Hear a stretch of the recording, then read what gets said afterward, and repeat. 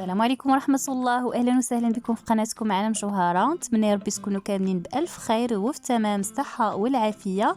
اليوم إن شاء الله غادي نشارك معكم طريقتي في تحضير الخليع. صراحة كنت شهيت واخا حنا دابا راه على أبواب رمضان، الله يدخلوا علينا بالصحة والسلامة يا ربي. والخليع نقدروا نحتاجوه هكا في رمضان مع مسمنات كيجيو زوينين بزاف. المهم هاد الطريقة راه زوينة بزاف، سهلة ومبسطة وكتجي النتيجه رائع. كيجي واحد الخليع ممتاز مرمل والمذاق ديالو لذيذ بزاف وصحي. المهم نبداو بالطريقه بسم الله على بركه الله. كناخذوا نص كيلو ديال الشحمه ديال الكلوه من الاحسن، انا كانت عندي وضفت عليها واحد المهم كانت عندي وحده في المجمد وحده خديتها طريه. المهم بالمجموع نص كيلو 500 غرام.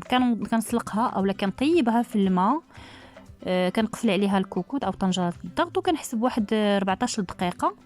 هنايا كنفتح عليها طنجره الضغط، كنخليها تدفى واحد شويه وتنوضعها في الهاشوار.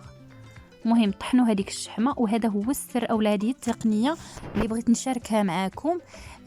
كتوفر علينا المجهود والوقت، احسن ما انكم تقطعوا الشحمه ولا تطحنوها هكذاك خضراء. فسلقوها اولا طيبوها هكا كتسهل علينا الخدمه وكيجي واحد الخليع يعني ما فيهش داك التكتلات ديال الشحمه ولا طريفات الشحمه، كيجي صافي وزوين. هانتوما هذه من بعد ما طحنتها في الهاشوار كندوزها في الصفايه، كنصفيها. طبعا قلت لكم ما خصهاش تكون سخونه طيبه بزاف، خليوها حتى تدفى. هذاك الشيء علاش استعملت هذا المصفات ديال البلاستيك. وكنوضع هذوك الطريفات ديال القديد طبعا كنكون غسلته مزيان وفزكته رقدته في الماء تقريبا واحد نص ساعه باش ديك الملوحه كتنقص منه وفي نفس الوقت كيرطب.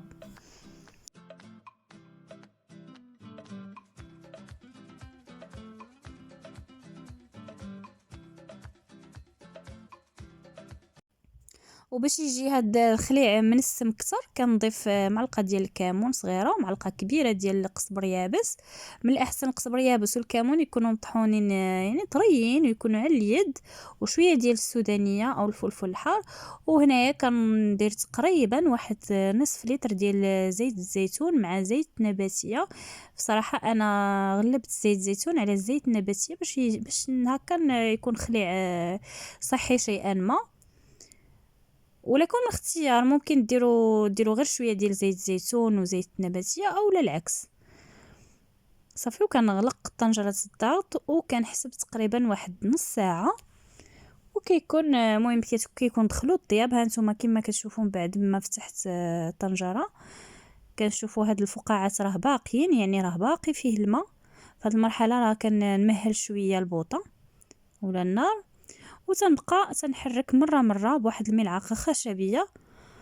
وهاد المرحله راه ضروري خصكم يعني تضبطوها باش يجي الطياب ديالو هو هذاك وما يتحرقش، وفي نفس الوقت ما يبقاش فيه الماء، حيت الا بقى الماء في الخليع راه كيفسد من بعد كيطلق داك يعني كيصوف. انا الحمد لله واخا كانت اول يعني ملي كنت زعما في اول مره غادي نجرب الخليع، طبعا ماشي هي هذه اول مره، زعما الحمد لله ما عمره ما حشمني، ديما كيجي زوين وكيصدق ليا لانني تنعطيه الخاطر وتنبقى نقابلو مزيان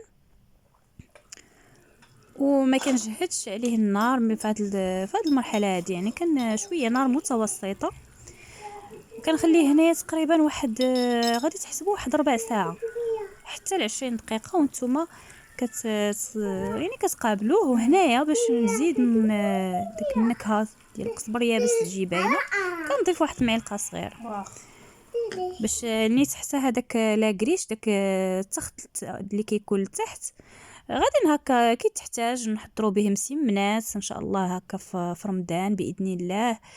كيجيو مسمنات بلا كريش اولا بالخليع كيجيو لذاذ زوينين. ناخذ واحد المعلقه شويه كنجرب كنشوف التبصيل. هانتوما كتشوفوا هنايا راه صافي قربت نطفي عليه، كتشوفوا داك اللي ديما. وباش كنعرفوه طاب هذيك الحمات كيوليو محمرين شي شويه، كيتغلق اللون ديالهم كيوليو مجمرين ماشي بزاف. المهم عينكم ميزانكم، واهم حاجه باش تعرفوا واش الخليع طاب وما بقاش فيه داك الكميه ديال الماء، كتشوفوا داك البخار ما بقاش كيطلع.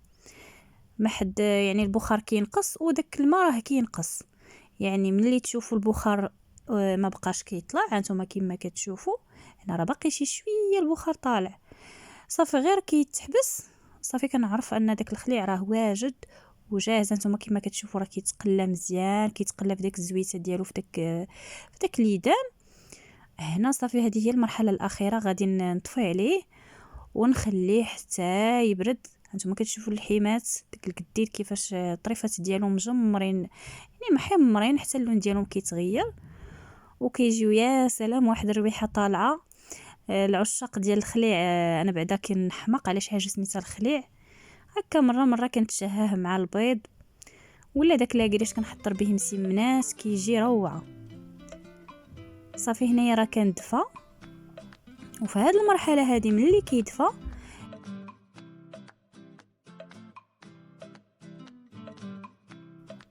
كيكون موجده قريعات اللي كيكونوا معقمين.